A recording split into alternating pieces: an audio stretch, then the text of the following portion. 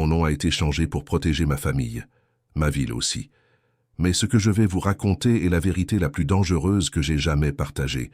J'ai passé 18 ans dans le monde des ténèbres. 18 ans à voyager la nuit dans l'esprit pour entrer dans les maisons des gens pendant qu'ils dormaient. 18 ans à exécuter des missions que vous ne pouvez même pas imaginer. Et aujourd'hui, je vais vous révéler quelque chose que le royaume des ténèbres ne veut absolument pas que vous sachiez. Il y a 3 psaumes. 3 psaumes précis. Et quand un chrétien les lit avant de dormir, nous ne pouvons pas rester dans sa maison. Nous ne pouvons même pas nous approcher. Je l'ai vécu des centaines de fois. Et ce que je vais vous expliquer aujourd'hui va changer vos nuits pour toujours. Mon nom est Nkosi. J'ai 44 ans. Et pendant 18 ans, j'ai été un sorcier familial à Kinshasa, en République démocratique du Congo. Pas le genre de sorcier que vous voyez dans les films. Pas un homme avec des plumes et des gris-gris accrochés partout. Non, j'étais un homme normal. Un homme qui portait des costumes, qui allait au travail, qui saluait ses voisins le matin avec le sourire. Personne ne savait. Personne ne soupçonnait. Et c'est exactement comme ça que le royaume des ténèbres fonctionne. Les agents les plus dangereux sont ceux que vous ne soupçonnez jamais. Pour comprendre comment j'en suis arrivé là, il faut remonter à mon enfance. Je suis né dans un quartier populaire de Kinshasa, dans une famille qui, en apparence, était comme toutes les autres. Mon père était menuisier. Ma mère vendait des pagnes au marché central. Nous étions 5 enfants, et j'étais le 3e. La vie était simple. Nous n'étions pas riches, mais nous mangions chaque jour. Mon père travaillait dur et ma mère priait. Oui, ma mère priait. Elle allait à l'église chaque dimanche, chantait les louanges, levait les mains pendant les cultes. Mais ce que ma mère ne savait pas, c'est que mon père avait un secret que toute la famille paternelle connaissait sauf elle. Je me rappelle que mon père avait un comportement étrange.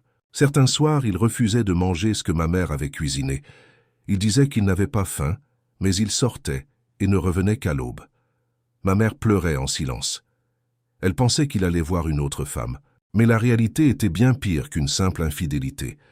Mon père allait aux réunions, les réunions nocturnes de la famille, les réunions où les sorciers de notre lignée se retrouvaient pour planifier leur mission, pour rendre des comptes, pour recevoir de nouvelles instructions des entités qui nous contrôlaient. J'avais un grand frère, Patrice, et une grande sœur, Solange. Puis moi, puis mes 2 petits frères, les jumeaux, Roger et Robert. Nous étions une famille ordinaire en apparence. Nous jouions dans la cour. Nous allions à l'école, nous mangions ensemble. Mais il y avait toujours cette tension invisible dans la maison, cette sensation que quelque chose n'allait pas, que quelque chose se cachait derrière les murs de notre vie familiale. Mon grand-père paternel, que Dieu ait pitié de son âme, était le chef sorcier de notre lignée familiale. Pas du village, de notre famille. C'est une distinction importante. Les gens pensent que la sorcellerie fonctionne uniquement par village, par tribu.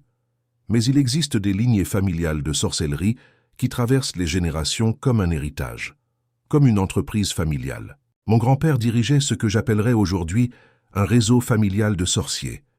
Et ce réseau fonctionnait la nuit, chaque nuit. Je me souviens de certaines choses étranges quand j'étais petit. Des réunions tard le soir chez mon grand-père au village de Kilamba, quand nous allions en vacances. Mon père disparaissait après le dîner et ne revenait qu'au petit matin. Je me souviens de bruits étranges, de chants que je ne comprenais pas, d'odeurs de plantes brûlées qui venaient de la cour. Mais j'étais un enfant. Les enfants ne posent pas de questions dans nos familles. On leur dit de dormir. Ils dorment. On leur dit de ne pas écouter, ils n'écoutent pas. Du moins, c'est ce qu'on croit. Ma mère, elle, sentait que quelque chose n'allait pas. Elle priait de plus en plus. Elle jeûnait. Elle mettait de l'huile d'onction sur nos portes. Et je me souviens d'une chose très précise. Un soir, alors que j'avais environ 11 ans, ma mère nous a réunis dans le salon, moi et mes frères et sœurs, et elle a dit ces mots exacts. Elle a dit qu'elle allait lire un psaume et que nous allions le répéter ensemble. Elle a ouvert sa Bible et elle a lu le psaume 91. Celui qui dit que celui qui demeure sous l'abri du Très-Haut repose à l'ombre du Tout-Puissant. Je ne savais pas pourquoi elle faisait ça. Mais ce soir-là, j'ai dormi comme un bébé, et je me souviens que mon père n'est pas sorti cette nuit-là. Il est resté dans sa chambre. Des années plus tard, j'ai compris pourquoi. Mon grand-père est mort quand j'avais 25 ans. Sa mort n'avait rien de naturel pour ceux qui savent. Il est mort un mercredi, à exactement 3 heures du matin. 3 heures du matin, l'heure des sorciers. L'heure où le monde spirituel est le plus actif. Et ce que personne ne vous dit, c'est que quand un chef sorcier meurt, son pouvoir ne disparaît pas.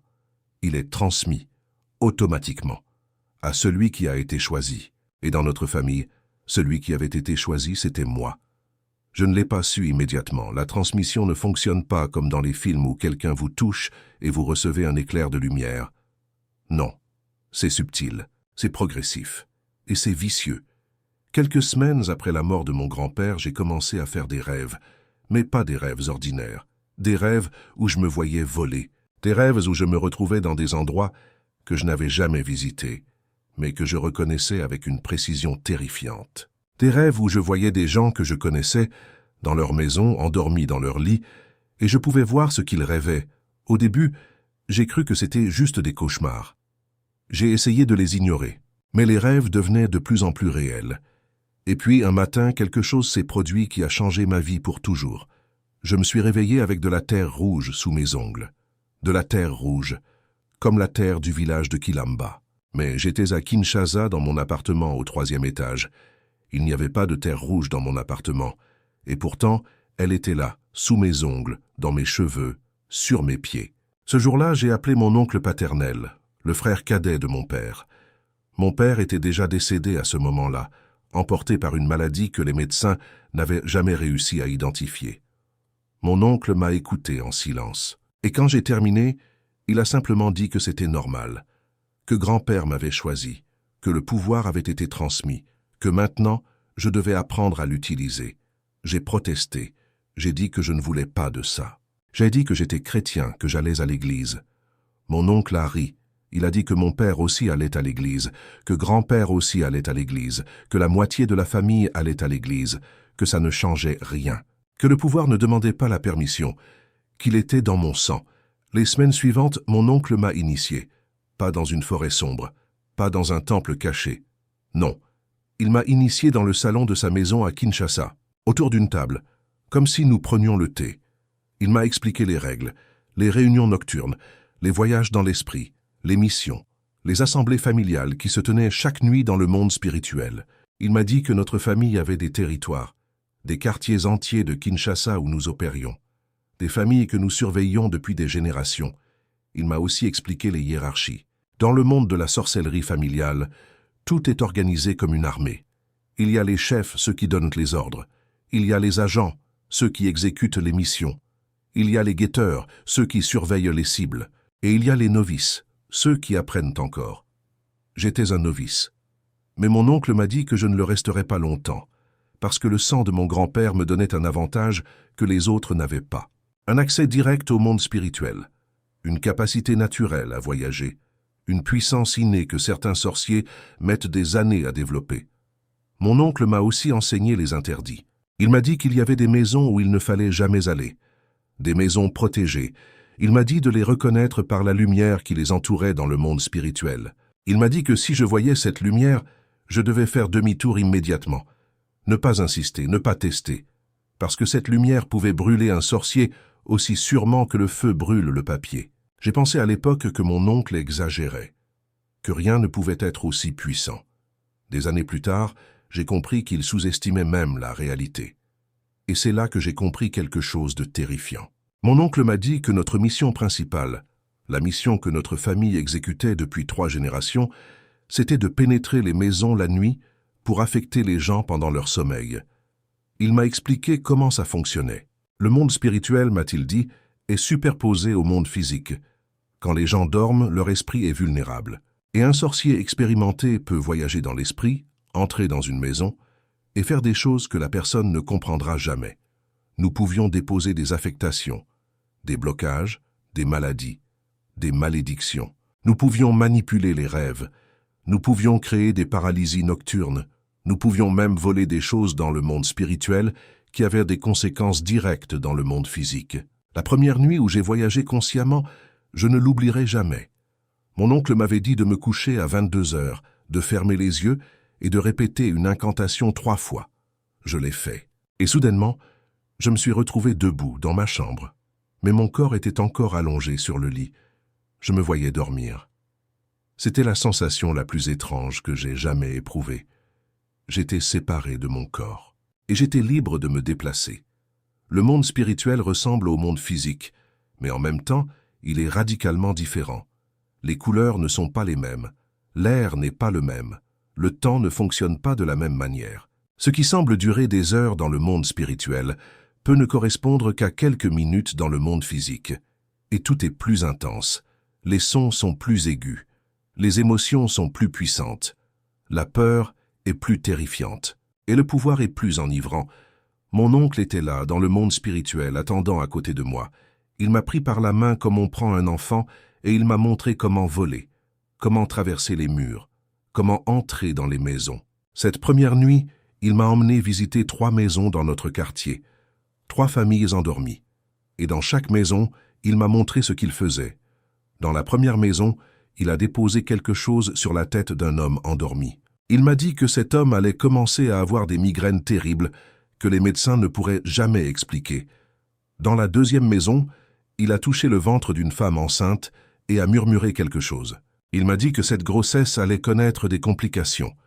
Dans la troisième maison, il a simplement regardé un couple endormi et a soufflé entre eux. Il m'a dit que dans les jours qui suivraient, ce couple allait commencer à se disputer violemment, sans raison apparente.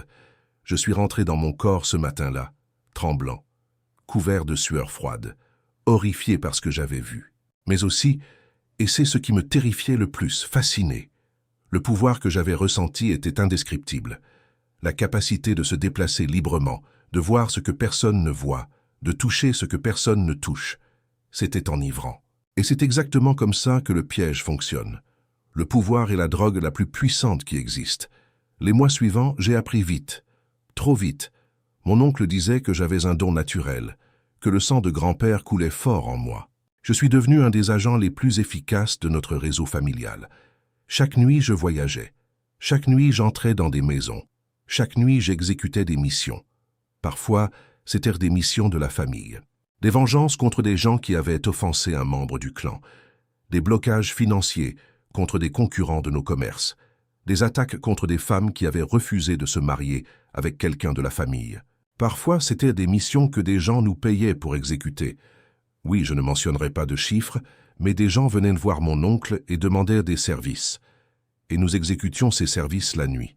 Pendant 18 ans, j'ai vécu cette double vie. Le jour, j'étais Nkosi, l'homme respectable, le commercial dans une entreprise de télécommunications, celui qui portait une cravate et serrait des mains. La nuit, j'étais un agent du royaume des ténèbres, qui pénétrait dans les maisons des gens pour détruire leur vie. Et les missions étaient avariées. Certaines nuits, on m'envoyait pour bloquer les finances de quelqu'un. Le processus était précis. Je me rendais chez la personne. J'entrais dans sa maison pendant qu'elle dormait et je déposais ce que nous appelions un sceau. Un sceau invisible qui se plaçait sur les mains de la victime. À partir de ce moment, tout ce que cette personne touchait financièrement échouait. Les entreprises perdèrent des clients, les employés étaient licenciés sans raison. Les investissements s'effondraient, les dettes s'accumulaient. Et la personne ne comprenait jamais pourquoi. Elle allait voir des consultants, des banquiers, des experts, mais personne ne pouvait voir le sceau. Parce que le sceau n'existe pas dans le monde physique. Il existe dans le monde spirituel. Et il affecte le monde physique avec une efficacité terrifiante. D'autres nuits, on m'envoyait pour détruire des mariages. C'était une des missions les plus demandées. Des femmes jalouses, des ex-amants amers, des familles qui n'approuvèrent pas une union. Ils venaient tous nous voir, et la mission était toujours la même. Entrer dans la chambre du couple pendant la nuit, souffler entre eux, déposer ce que nous appelions une graine de discorde. Cette graine germait en quelques jours. Le couple commençait à se disputer. Les disputes devenaient des accusations. Les accusations devenaient de la haine. Et en quelques semaines, un mariage qui semblait solide s'effondrait comme un château de cartes. J'ai aussi envoyé des maladies que les médecins ne pouvaient jamais diagnostiquer, des douleurs chroniques sans cause apparente, des fatigues extrêmes sans explication médicale, des infections qui revenaient toujours, même après les traitements les plus agressifs, des migraines qui rendaient la vie impossible. Dans le monde spirituel, nous appelions cela des flèches. Nous les plantions dans le corps de la victime pendant qu'elle dormait, et ces flèches causaient des symptômes réels, mesurables, mais dont la source était invisible aux yeux de la médecine moderne. J'ai fait tout cela pendant 18 ans, des centaines de missions, des centaines de maisons visitées, des centaines de vies affectées. Mais il y avait des maisons où je ne pouvais pas entrer, et c'est exactement de cela que je veux vous parler aujourd'hui. Parce que c'est la révélation la plus importante que je puisse faire. La première fois que ça m'est arrivé, c'était environ 2 ans après mon initiation. J'avais reçu une mission. Une femme avait demandé à mon oncle de détruire le mariage de sa voisine parce que cette voisine avait un meilleur commerce qu'elle. Mon oncle m'a donné la mission. J'ai voyagé dans l'esprit cette nuit-là comme d'habitude. J'ai trouvé la maison facilement. Mais quand je me suis approché, quelque chose d'étrange s'est produit. Il y avait une lumière autour de cette maison. Pas une lumière ordinaire, pas comme une lampe ou un réverbère. C'était une lumière que seuls les yeux spirituels pouvaient voir. Une lumière blanche, intense, presque aveuglante. Et cette lumière formait comme un mur autour de la maison. Un mur invisible, mais absolument impénétrable. J'ai essayé de m'approcher. Et quand j'ai touché cette lumière, j'ai ressenti une douleur intense, comme si j'avais mis ma main dans le feu. J'ai reculé immédiatement. J'ai essayé de contourner la maison. La lumière était partout, par le toit, par les murs, par les fenêtres, par le sol. Il n'y avait aucune entrée, aucune faille, aucune ouverture. C'était comme essayer d'entrer dans une forteresse scellée. Je suis rentré chez moi cette nuit-là, frustré et confus. Le lendemain, j'ai raconté à mon oncle ce qui s'était passé. Il n'a pas semblé surpris. Il m'a dit que ça arrivait parfois. Il m'a dit que certains chrétiens, pas tous, mais certains, avaient une protection spirituelle autour de leur maison que nous ne pouvions pas percer. Et il m'a dit quelque chose que je n'ai jamais oublié. Il m'a dit que les chrétiens les plus dangereux pour nous n'étaient pas ceux qui criaient le plus fort à l'église. Ce n'étaient pas ceux qui faisaient les prières les plus spectaculaires. Les chrétiens les plus dangereux pour nous étaient ceux qui lisaient la parole de Dieu avant de dormir, spécifiquement certains passages. Au fil des années, j'ai confirmé cette réalité des centaines de fois, des centaines, et j'ai identifié avec une précision absolue les 3 psaumes qui nous rendaient impuissants. Le premier, c'est le psaume 91. Ce psaume est comme une bombe nucléaire dans le monde spirituel. Quand un chrétien lit le psaume 91 avant de dormir, avec foi, en déclarant chaque verset sur sa vie et sa maison, il active une protection que nous ne pouvions absolument pas percer. Ce psaume parle de l'abri du Très-Haut, de l'ombre du Tout-Puissant, de la protection contre la terreur nocturne, de la flèche qui vole de jour, de la peste qui marche dans les ténèbres, de la contagion qui frappe en plein midi. Chaque mot de ce psaume est une arme. Et quand un chrétien le déclare la nuit, il ne fait pas que lire des mots. Il active une réalité spirituelle. Il construit littéralement un mur de feu autour de sa maison que nous ne pouvions pas traverser. Je me souviens d'une nuit où j'ai été envoyé chez un pasteur qui habitait dans le quartier de Massina. Ce pasteur avait fait quelque chose de terrible pour notre réseau. Il avait délivré la fille d'un de nos membres lors d'un culte de délivrance. La famille voulait se venger. On m'a envoyé pour le bloquer spirituellement, pour lui envoyer des cauchemars, pour perturber son sommeil afin qu'il soit trop fatigué pour diriger ses cultes. Quand je suis arrivé devant sa maison dans le monde spirituel, j'ai vu quelque chose que je n'avais jamais vu avant. La lumière autour de sa maison était non seulement intense, mais elle pulsait, elle vibrait, comme si elle était vivante. Et j'ai entendu des voix, pas des voix humaines, des voix angéliques. Elles récitaient des paroles que j'ai reconnues immédiatement. C'étaient les paroles du psaume 91. Ce pasteur avait lu ce psaume avant de dormir, et dans le monde spirituel, les anges le répétaient en boucle autour de sa maison. Je me suis enfui cette nuit-là, littéralement enfui, parce que je savais que si je restais trop près, la lumière pouvait me blesser gravement dans le monde spirituel. Et les blessures spirituelles se manifestent dans le corps physique. J'ai essayé de revenir 3 nuits de suite. La famille insistait. Ils voulaient ce pasteur détruit. Mais chaque nuit, la même protection était là. Le même mur de lumière, les mêmes voix angéliques. Et chaque nuit, j'étais repoussé. À la 3e tentative, la lumière m'a frappé avec une telle force que je me suis réveillé avec une fièvre qui a duré 5 jours. Mon oncle m'a dit d'abandonner la mission. Il m'a dit que ce pasteur était trop protégé, qu'il fallait le laisser tranquille, et c'est ce que nous avons fait. Mais je n'ai pas arrêté de me poser des questions. Qu'est-ce que ce pasteur avait de différent? Pourquoi sa maison était-elle si solidement protégée, alors que d'autres pasteurs, certains même plus connus que lui, étaient vulnérables à nos attaques? J'ai commencé à observer, à analyser, à comparer. Et au fil des années, j'ai compris que la protection n'avait rien à voir avec le titre. Pasteur, diacre, simple fidèle, cela n'avait aucune importance. La protection venait de ce que la personne faisait avant de dormir, spécifiquement de ce qu'elle lisait. Le deuxième psaume, c'est le psaume 27. Ce psaume est différent du 91. Le 91 crée une protection. Le 27 crée quelque chose de pire pour nous. Il crée une offensive. Quand un chrétien lit le psaume 27 avant de dormir, il ne se contente pas de se protéger. Il attaque. Ce psaume dit que l'Éternel est ma lumière et mon salut. De qui aurais-je crainte? Que l'Éternel est le soutien de ma vie. De qui aurais-je peur? Quand des méchants s'avancent contre moi pour dévorer ma chair, ce sont mes persécuteurs et mes ennemis qui chancellent et qui tombent. Vous comprenez ce que ce psaume fait dans le monde spirituel? Il retourne les missions contre les envoyeurs.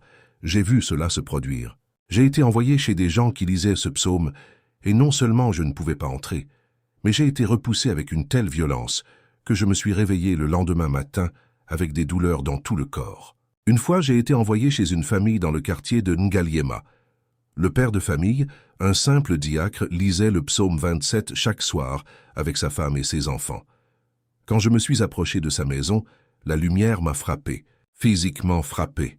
Dans le monde spirituel, j'ai été projeté en arrière comme si quelqu'un m'avait poussé avec la force de 10 hommes. Et le lendemain, quand je me suis réveillé, j'avais une douleur terrible dans la poitrine qui a duré 3 jours. Mais ce n'est pas tout. Le psaume 27 fait quelque chose d'encore plus extraordinaire. Quand un chrétien le lit avec autorité, les missions que nous envoyons rebondissent. Elles reviennent vers l'envoyeur. J'ai vu un sorcier de notre réseau familial, mon cousin Félix, envoyé pour bloquer les finances d'un commerçant du quartier de Lemba. Ce commerçant lisait le psaume 27 chaque soir. Félix est revenu de sa mission dans un état terrible. 3 jours plus tard, c'est le commerce de Félix lui-même qui a fait faillite. La mission avait rebondi.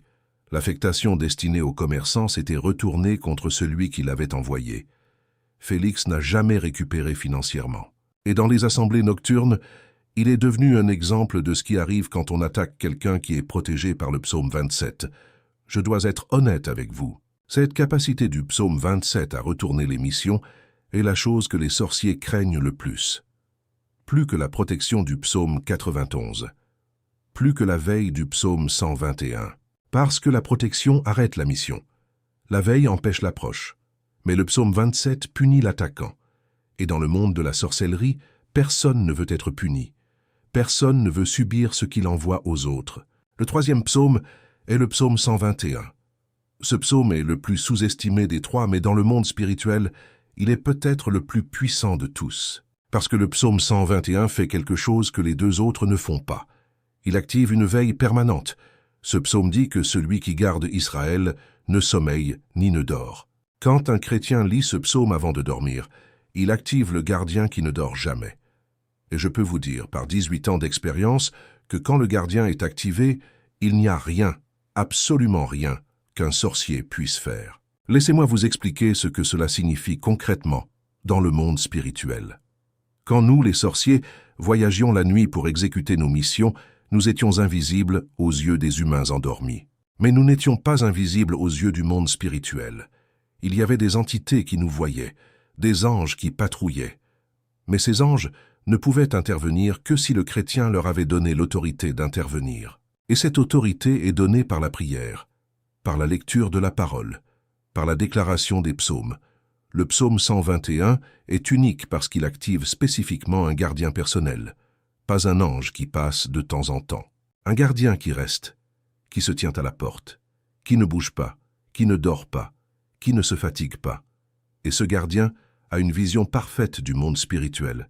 Il voit les sorciers arriver de très loin, bien avant que nous soyons à proximité de la maison. Et il nous regarde avec un regard qui communique un message très clair. Cette maison n'est pas pour toi. Fais demi-tour. Je me souviens d'une femme, une simple maman, qui habitait près du marché de ma tête. Son ex-mari avait envoyé des sorciers contre elle pour qu'elle tombe malade et qu'il puisse récupérer la maison. 3 sorciers différents ont été envoyés. Je faisais partie de la 3e tentative. Quand je suis arrivé devant sa maison, la lumière était différente des autres. Elle était plus calme, plus douce, mais incroyablement dense. Et devant la porte, Il y avait une présence. Je ne sais pas comment décrire cela autrement. Il y avait quelqu'un qui montait la garde, quelqu'un qui ne dormait pas, quelqu'un qui nous voyait arriver de loin. Et quand nos regards se sont croisés dans le monde spirituel, j'ai su immédiatement que je ne pouvais rien faire. J'ai su que cette maison était gardée par une puissance que 18 ans de sorcellerie ne pouvaient pas combattre. Des années plus tard, quand j'ai été libéré et que j'ai rencontré cette femme à l'église, je lui ai demandé ce qu'elle faisait le soir.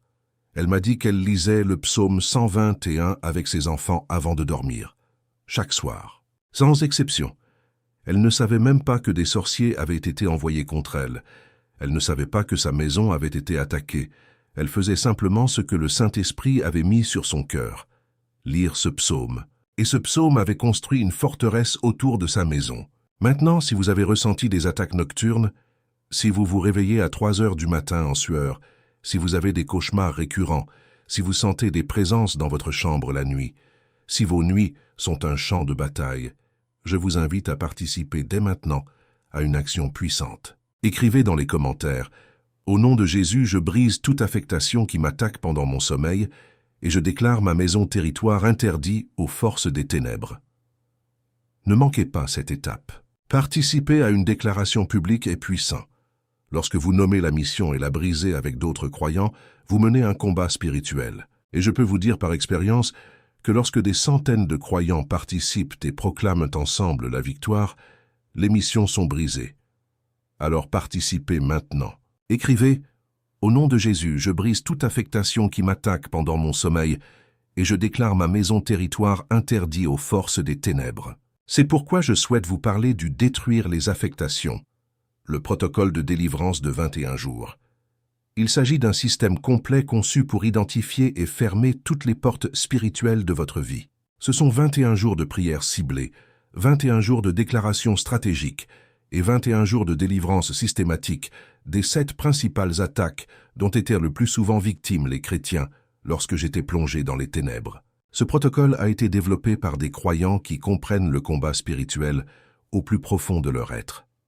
Je l'ai moi-même suivi après ma délivrance. Il faisait partie intégrante de mon processus de guérison, m'apprenant à reconnaître et à fermer toutes les portes que j'avais ouvertes, personnellement et pour les autres. Le lien se trouve dans la description. N'attendez pas. L'ennemi n'attend pas. Pourquoi le feriez-vous? Je continue mon histoire, parce que ce que je viens de vous révéler sur les 3 psaumes n'est qu'une partie de ce que j'ai appris pendant 18 ans dans les ténèbres. Et ce qui m'est arrivé ensuite est la raison pour laquelle je suis ici devant vous aujourd'hui. Il y a quelque chose que je dois vous dire sur ces 3 psaumes avant de continuer. La combinaison des 3 est ce qui les rend véritablement invincibles. Le psaume 91 crée le mur de protection. Le psaume 27 crée l'arme offensive qui retourne les missions. Et le psaume 121 active le gardien qui ne dort jamais. Ensemble, ces 3 psaumes créent ce que nous appelions dans le monde des ténèbres une zone morte.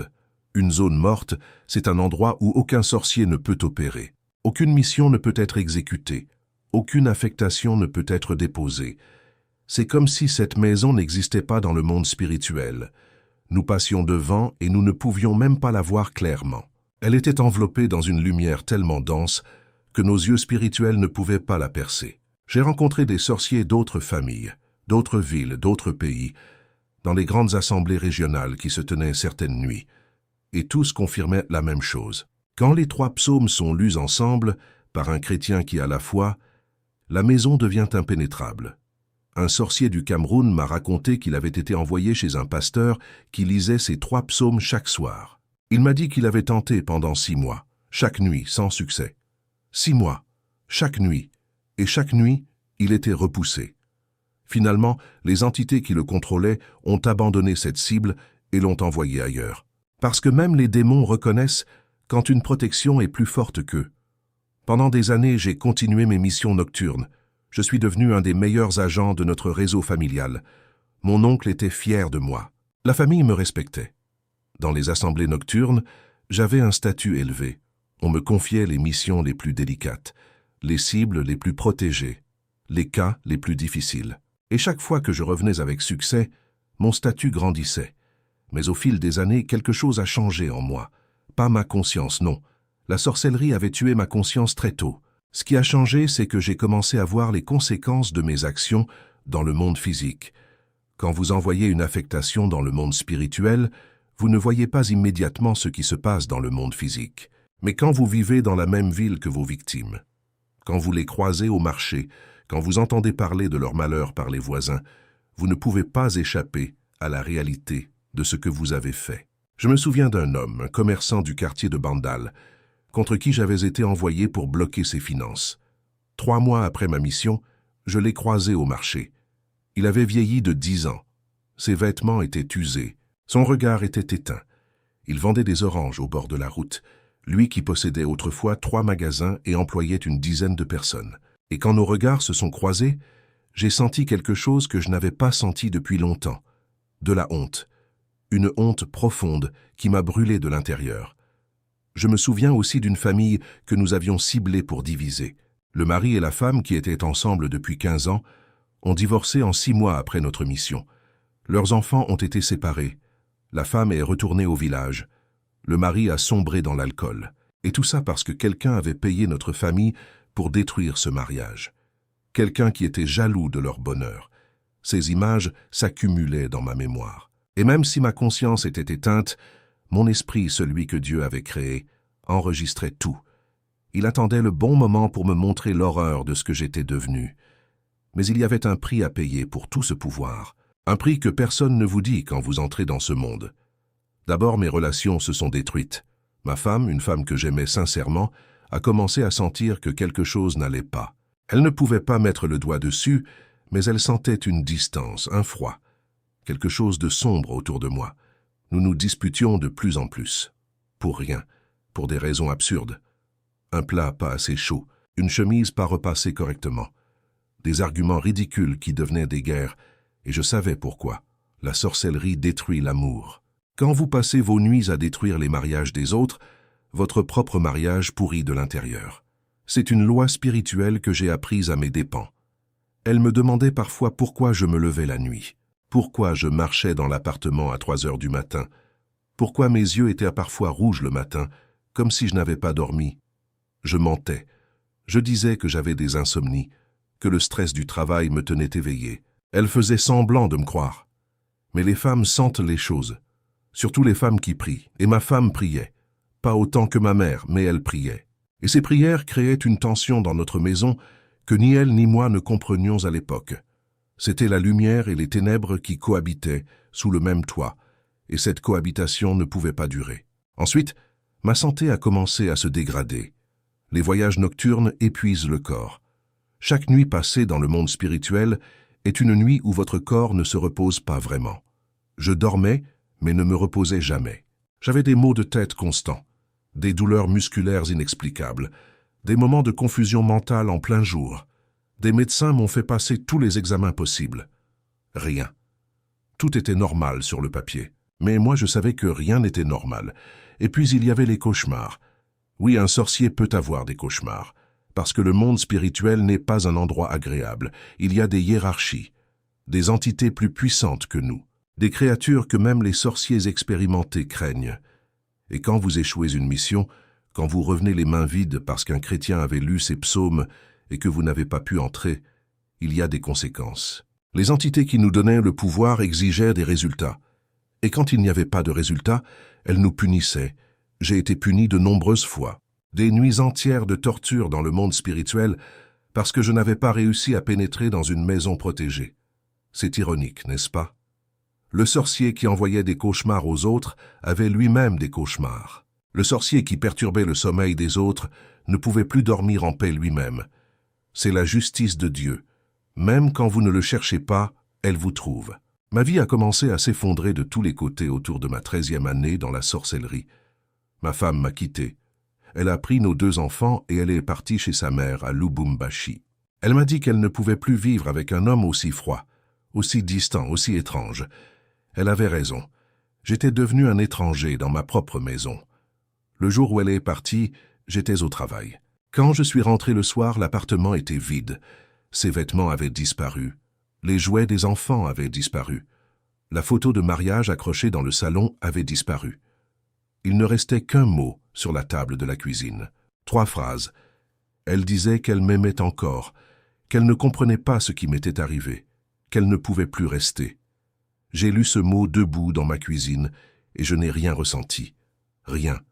Pas de tristesse, pas de colère, pas de peur, rien. Et c'est ce vide qui m'a terrorisé plus que tout. La sorcellerie avait tué mes émotions, elle avait mangé ma capacité à aimer, elle avait consumé tout ce qui était humain en moi et l'avait remplacé par du vide et de l'obscurité. Mon commerce a commencé à péricliter. Des clients que j'avais depuis des années m'ont abandonné sans raison. Des contrats qui étaient signés ont été annulés au dernier moment. Des chèques ont été refusés. Des partenaires m'ont trahi. J'ai perdu mon poste dans l'entreprise de télécommunications. Mon directeur m'a convoqué un matin et m'a dit que mes résultats étaient insuffisants depuis des mois, qu'il ne pouvait plus justifier mon poste, qu'il était désolé. Je suis sorti du bureau avec un carton contenant mes affaires personnelles et je me suis retrouvé dans la rue, sous le soleil de Kinshasa, sans femme, sans enfant, sans travail, avec un pouvoir surnaturel qui ne pouvait même pas m'aider à garder les choses les plus basiques de la vie. Et au sein de la famille, les choses n'allèrent pas mieux. Mon oncle vieillissait et devenait de plus en plus exigeant. Les missions devenaient plus difficiles, plus risquées. Les assemblées nocturnes étaient devenues des lieux de tension, de conflits de pouvoir entre différentes branches de la famille. Certains cousins voulaient étendre le territoire. D'autres voulaient maintenir le statu quo. Il y avait des trahisons, des attaques entre nous, des guerres internes. Mon cousin Félix, celui qui avait subi le retour de mission, me reprochait de ne pas l'avoir prévenu. Un autre cousin plus jeune, ambitieux, cherchait à prendre ma place dans la hiérarchie.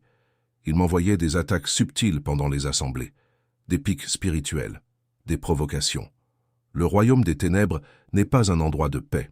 C'est un endroit de chaos perpétuel. C'est un endroit où tout le monde se méfie de tout le monde, où les alliances changent chaque nuit, où votre frère de sang peut devenir votre pire ennemi en un instant. J'ai commencé à boire. Beaucoup. L'alcool était le seul moyen que j'avais trouvé pour dormir sans faire de mission. Quand j'étais ivre, je ne pouvais pas voyager dans l'esprit. Mon corps et mon esprit étaient trop engourdis. C'était une forme de liberté pathétique. Me rendre inconscient pour échapper à la prison dans laquelle j'avais mis ma propre âme. Je buvais des bières le soir, puis du whisky, puis du lotoco artisanal quand l'argent manquait.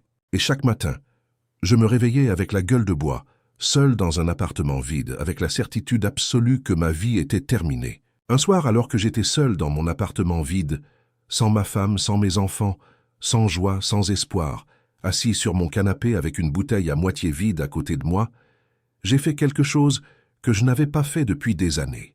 J'ai regardé une vieille Bible qui était restée sur une étagère. C'était la Bible de ma mère. Elle me l'avait donnée quand j'étais adolescent.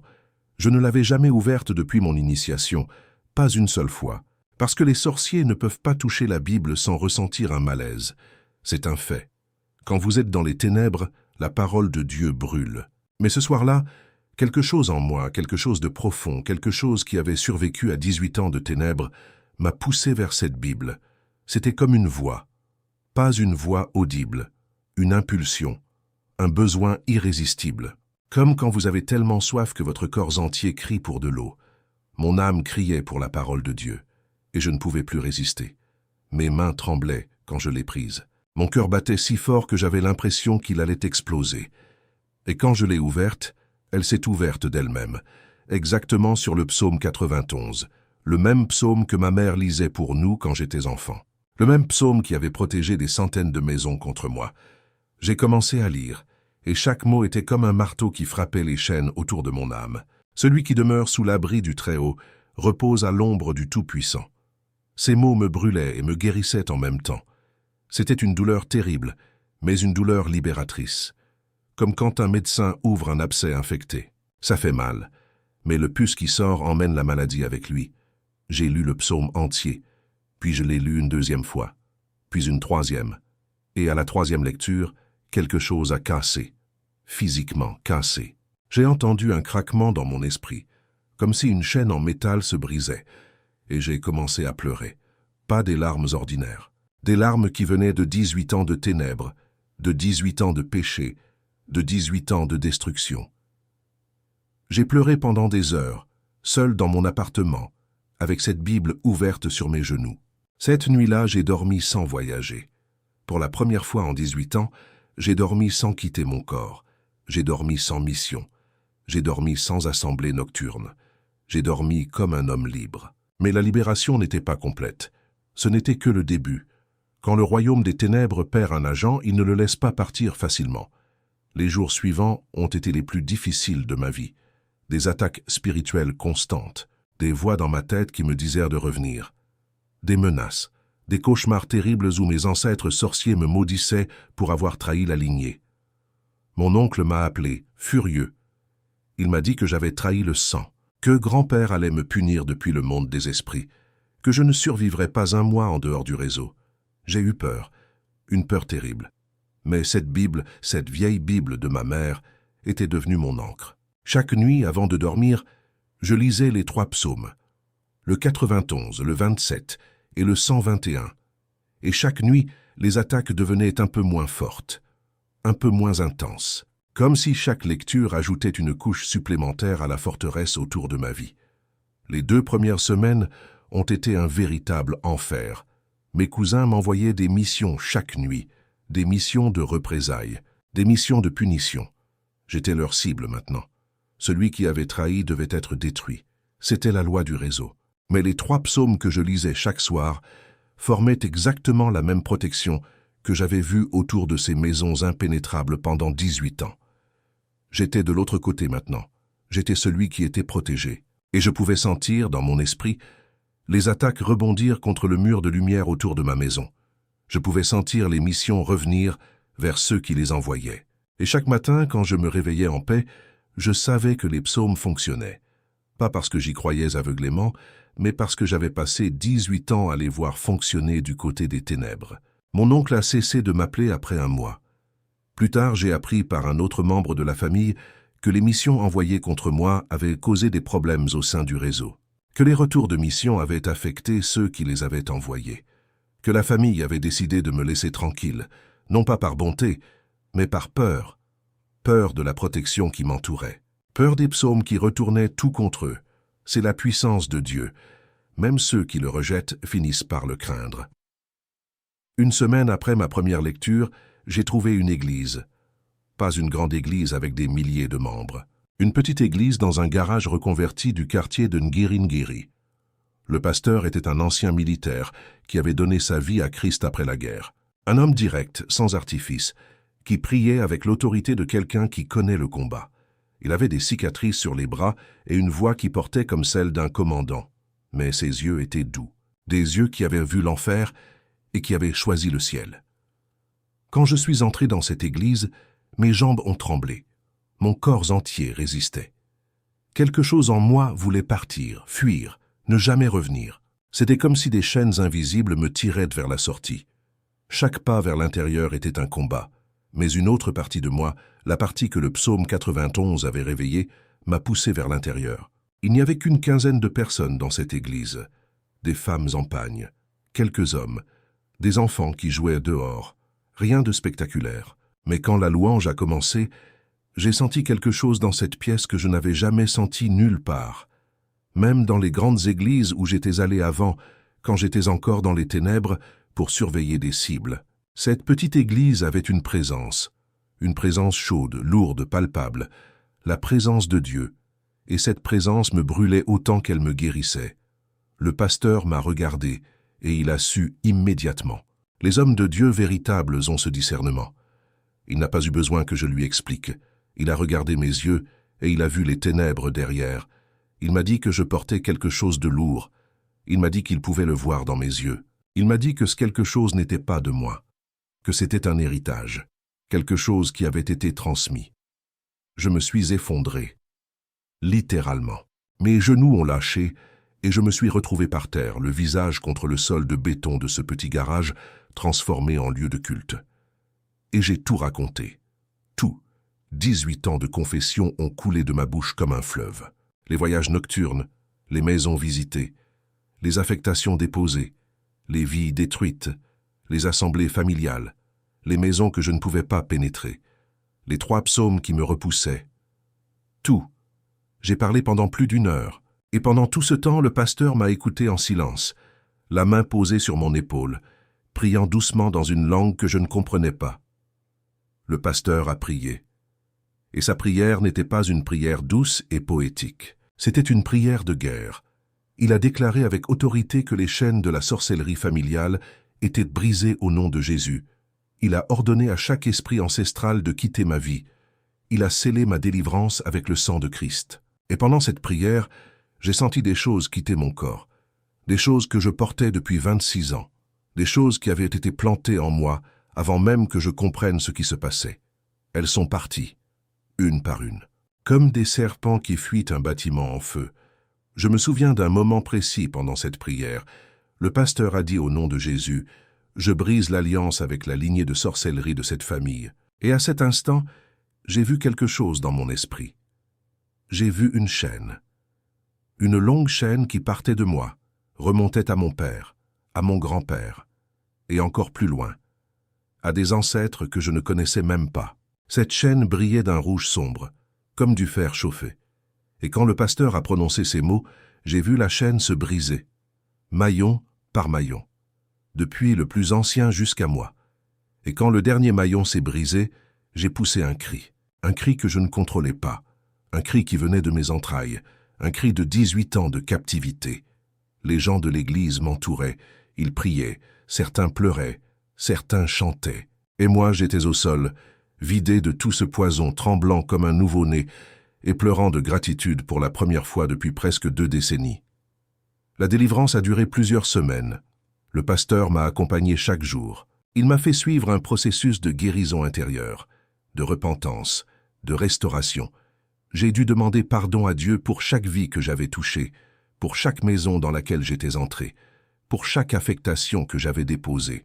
Ce n'était pas un exercice rapide. C'était un processus douloureux et nécessaire. Il y a eu des jours où je voulais abandonner, des jours où les souvenirs de ce que j'avais fait étaient si lourds que je ne pouvais pas les porter. Des nuits où la culpabilité me dévorait vivant.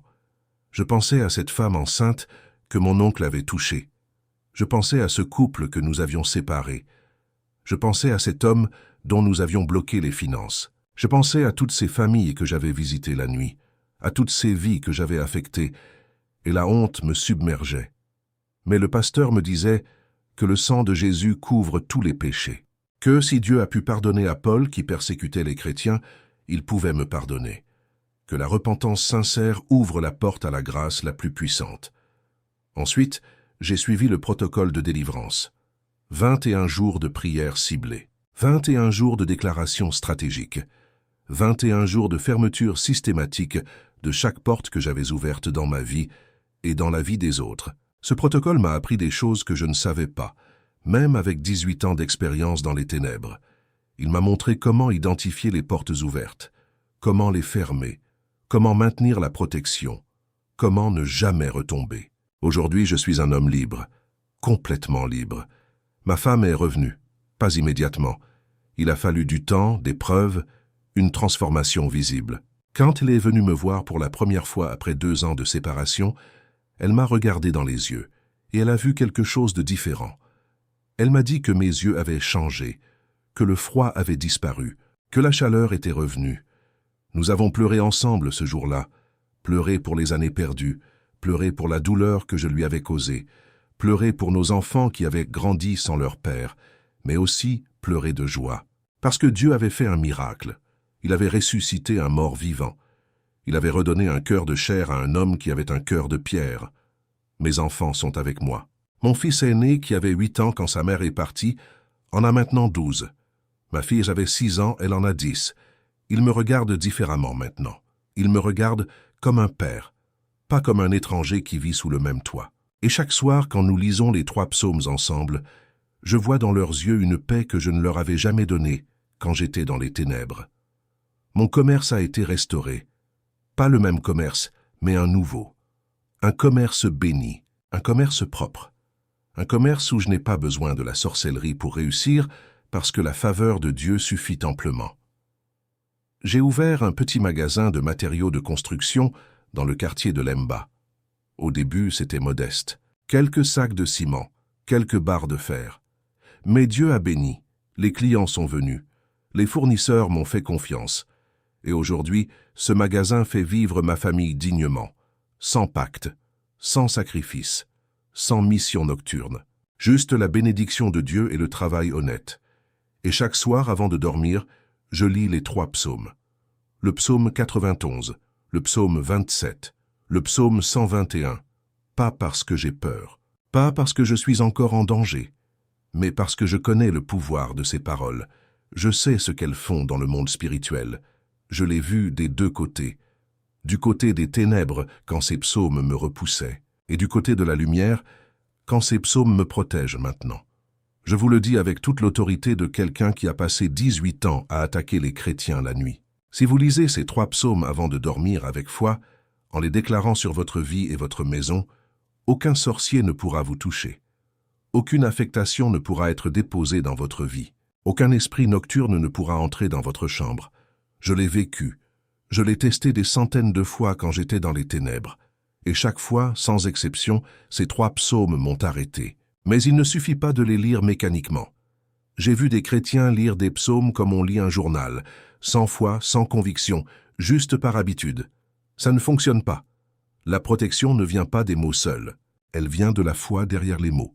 Quand vous lisez le psaume 91 et que vous croyez vraiment que Dieu est votre abri, quand vous lisez le psaume 27 et que vous croyez vraiment que vos ennemis chancelleront et tomberont, quand vous lisez le psaume 121 et que vous croyez vraiment que le gardien d'Israël ne dort jamais, alors la protection est absolue, totale, impénétrable. Je termine en vous disant ceci.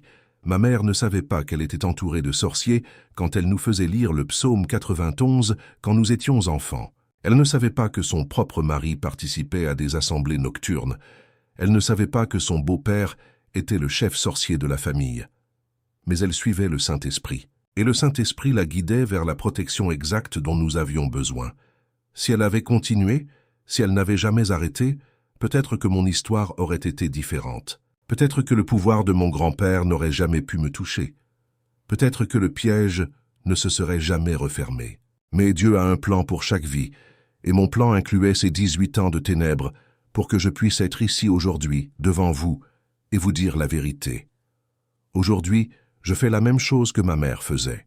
Chaque soir, avec ma femme et mes enfants, nous lisons les 3 psaumes ensemble. Nous les déclarons à voix haute. Nous les proclamons sur notre maison, sur notre famille, sur nos finances, sur notre santé. Et mes nuits sont en paix. Ma maison est en paix. Ma famille est en paix. Non pas parce que les sorciers ont disparu, ils sont toujours là. Le réseau familial existe toujours. Mon oncle m'a maudit quand j'ai quitté le réseau. Des cousins ont envoyé des missions contre moi. Mais aucune de ces missions n'a pu aboutir. Parce que chaque soir, ces 3 psaumes construisent un mur que rien ne peut traverser. Je veux aussi vous donner un conseil pratique. Ne lisez pas ces psaumes une seule fois et n'arrêtez pas. Faites-en une habitude. Chaque soir, sans exception. La protection spirituelle fonctionne comme un mur. Si vous construisez un mur aujourd'hui et que vous ne l'entretenez pas, il finira par s'affaiblir. Mais si vous ajoutez des pierres chaque jour, si vous renforcez les fondations chaque soir, ce mur deviendra une forteresse que rien ne pourra abattre. C'est exactement ce que ces 3 psaumes font quand vous les lisez régulièrement. Chaque lecture ajoute une couche de protection. Chaque déclaration renforce le mur. Chaque nuit où vous les prononcez avec foi est une nuit où votre maison est plus sûre que la nuit précédente. Et si vous avez des enfants, lisez ces psaumes avec eux. Apprenez-leur à les déclarer. Parce que je peux vous dire, par expérience, que les enfants qui grandissent en déclarant la parole de Dieu sont protégés d'une manière que les sorciers ne peuvent pas comprendre et ne peuvent pas combattre. Lisez-les ce soir. Lisez le psaume 91, le psaume 27 et le psaume 121 avant de fermer les yeux. Lisez-les avec foi. Lisez-les à voix haute. Déclarez-les sur votre maison, sur votre chambre, sur votre lit, sur vos enfants. Et je vous promets, avec l'autorité de quelqu'un qui a passé 18 ans de l'autre côté, que vos nuits ne seront plus jamais les mêmes. Mon nom est Nkosi. J'avais 44 ans de ténèbres à raconter. 18 ans de mission nocturne à confesser. Mais aujourd'hui, je suis libre, libre par la puissance du sang de Jésus-Christ. Et si Dieu a pu me libérer, moi, un sorcier familial de 3e génération, un homme qui a détruit des centaines de vies, un homme qui pénétrait dans les maisons des innocents pendant qu'ils dormaient, il peut libérer n'importe qui. Il peut vous libérer, aujourd'hui, maintenant, si vous le laissez entrer. Ouvrez votre Bible ce soir, lisez ces 3 psaumes et laissez Dieu construire la forteresse autour de votre vie. Que Dieu vous bénisse et protège vos nuits. Au nom de Jésus.